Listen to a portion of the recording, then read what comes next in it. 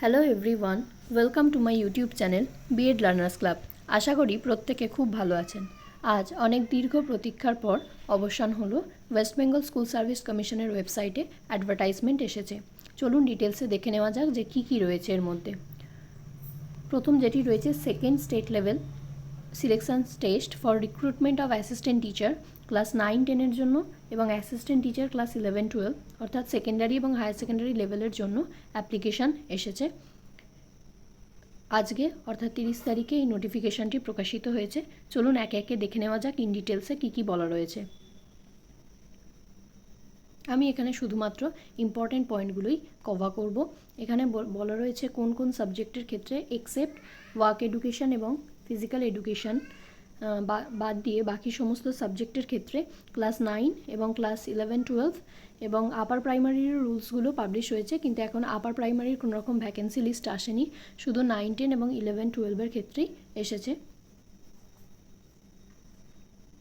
কী কী eligibility হতে হবে? Number 1 হতে হবে সিটিজেন অফ ইন্ডিয়া হতে হবে এবং মিনিমাম কোয়ালিফিকেশান সেটা রুলস 2025-এ সেটা ভ্যালিড হতে হবে এবং অ্যাপ্লিকেশান যে হবে শুধুমাত্র অনলাইন মোডে হবে, অন্য কোনো রকম মোডে কিন্তু হবে না।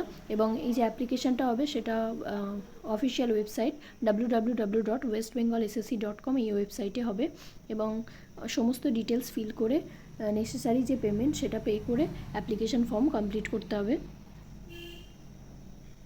এখানে আরও কিছু রয়েছে, যেমন যে সমস্ত গার্লস স্কুলগুলো রয়েছে সেখানে মেল ক্যান্ডিডেটসরা এলিজিবল হবেন না স্কেল অফ পে গভর্নমেন্টের রুলস অনুযায়ী, যেটা কমপ্লিট রং অ্যাপ্লিকেশান ভ্যালিড হবে না। এখানে অ্যাপ্লিকেশান স্টার্ট হচ্ছে, ওপেনিং হচ্ছে 16 জুনে বিকেল 5টা থেকে এবং ক্লোজিং হচ্ছে 14 জুলাই বিকেল 5টা এবং লাস্ট পেমেন্ট রিসিপ্ট রাত্রি 12টা পর্যন্ত এবং এই পেমেন্টটা অনলাইনেই করতে হবে।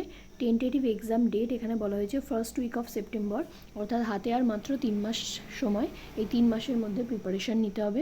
নেক্সট রয়েছে অ্যাডমিট কার্ড এই অফিসিয়াল ওয়েবসাইটেই পাওয়া যাবে এবং এই অ্যাডমিট কার্ডটা ক্যান্ডিডেটদের ডাউনলোড করতে হবে এবং অ্যাডমিট কার্ড এক্সামের 7 ডেজ আগে দেওয়া হবে।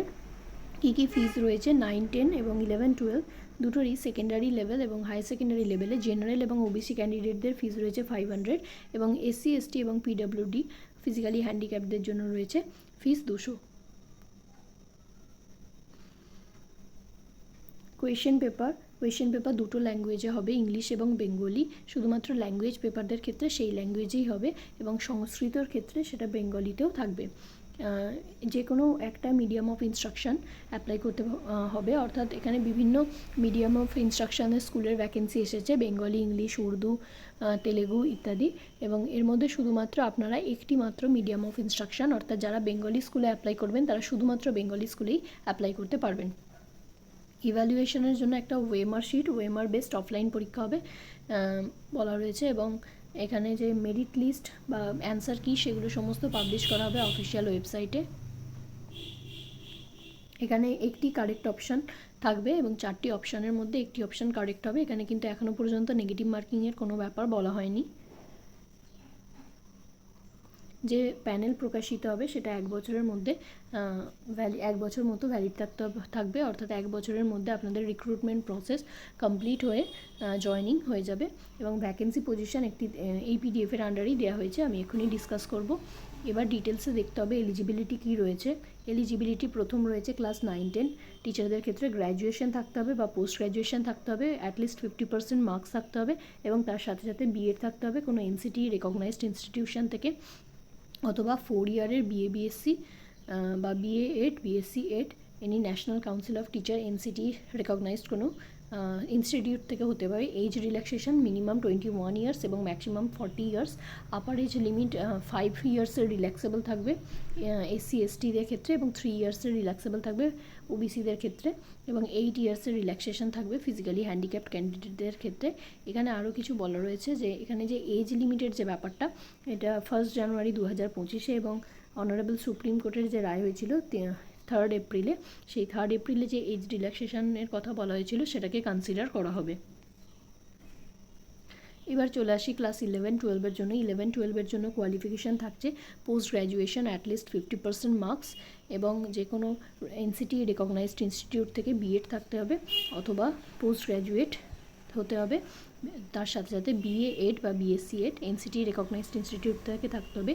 এখানেও এজ লিমিটটা তাই একই 21 থেকে 40 এবং এজ রিল্যাক্সেশন যেমন বলা হলো সেরকম পাওয়া যাবে। মিডিয়াম অফ ইনস্ট্রাকশন যে কোনো একটাতে আপনারা অ্যাপ্লাই করতে পারবেন এবং কোশ্চেন পেপার হবে বাংলা এবং ইংরাজিতে।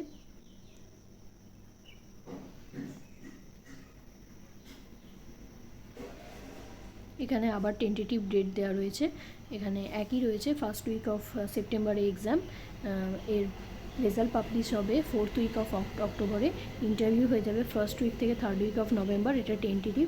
পাবলিকেশন অফ প্যানেল 24/11 নভেম্বর, আর টেন্টেটিভ কাউন্সেলিং শুরু হয়ে যাবে 29 নভেম্বর থেকে। এবার এখানে ভ্যাকেন্সি ডিটেলসগুলো দেওয়া রয়েছে, আপনারা চাইলে স্ক্রিনশট তুলে নিতে পারবেন। একটা হিউজ নাম্বার অফ ভ্যাকেন্সি রয়েছে এবং এখানে যেহেতু অনেক গার্লস স্কুল আছে তাই ফিমেলদের জন্য কিন্তু আলাদা করে সিট মেনশন করা হয়েছে, আর এই যে সিটটা রয়েছে এখানে মেল ফিমেল উভয়ই আবেদনের যোগ্য। যে সাবজেক্ট থেকে পরীক্ষা দেবেন তারা ভ্যাকেন্সি দেখে নিতে পারেন। বেঙ্গলিতেই অবশ্যই সব থেকে বেশি ভ্যাকেন্সি রয়েছে। টোটাল ভ্যাকেন্সি 23,212টা, এটা 9-10 জন্য এবং এটা রয়েছে 11-12 জন্য।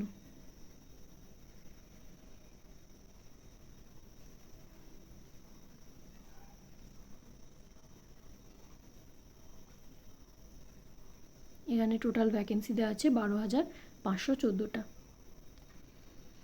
আপনাদের অসংখ্য ধন্যবাদ এতক্ষণ আমাদের সাথে থাকার জন্য। ভিডিওটি ভালো লেগে থাকলে একটা লাইক এবং বন্ধুদের সাথে শেয়ার করে দিতে ভুলবেন না। তাহলে আর কি বন্ধুরা, পড়াশোনা শুরু করুন, মাত্র আর 3 মাস বাকি। এর পরের ভিডিওতে আমি যে গেজেটটি প্রকাশিত হয়েছে সেই গেজেটটি সম্পর্কে ডিটেলস আলোচনা করে দেবো। Thank you so much.